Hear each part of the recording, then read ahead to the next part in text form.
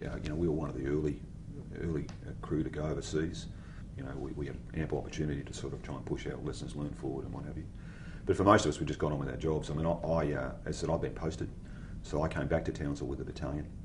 Met my family there, spent a couple of days there. We had the welcome home parade. I left the welcome home parade and went straight to Singo to my new job. So I was separated from the crew that I went overseas with. But then I was in a job where I could, prattle on about the stuff I've learned anyway. I was in an instructional job down at the School of Infantry. So mixed bag. I think we learned a lot of lessons. To be blunt, I think we relearned some of those lessons when the team went into Rwanda. And I suspect we probably learned a number again when we went into Timor. The thing I will say is that I think I look at us now and I look at what we do in Afghanistan, and I look at the way we prepare our forces, and we are 400% better than what we were in Somalia in terms of force preparation and getting ready to go. So that tells me that the institution's learning from its past activities.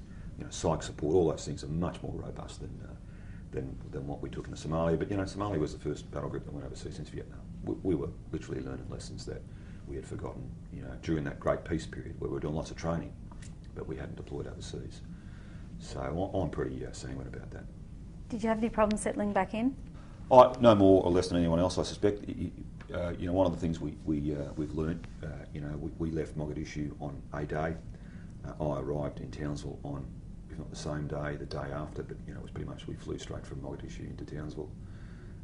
On that day, I can still remember vividly standing in a flat in Belgian Gardens, sitting in a chair watching television, watching my wife iron clothing and my kids in the room, and my head was still in Mogadishu.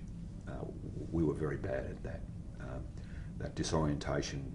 We now have air gaps and we have decompression periods, and I see in the press we're even talking about looking at doing that before we get back to Australia. So there's another example of how we've learned the hard way. So that created some difficulties. It created some difficulties for all of us, I think, because you're full on these operations, and as a commander, you're even more full on. I went through all the normal transitional nonsense that everyone else would have gone through, but I guess the beauty is I think we've learned those lessons. We've moved on. And no malicious intent. There's just a natural inclination to try and get the lads home. Let's get them home. Well, you can't get them straight home. That doesn't work. That's a very dangerous place.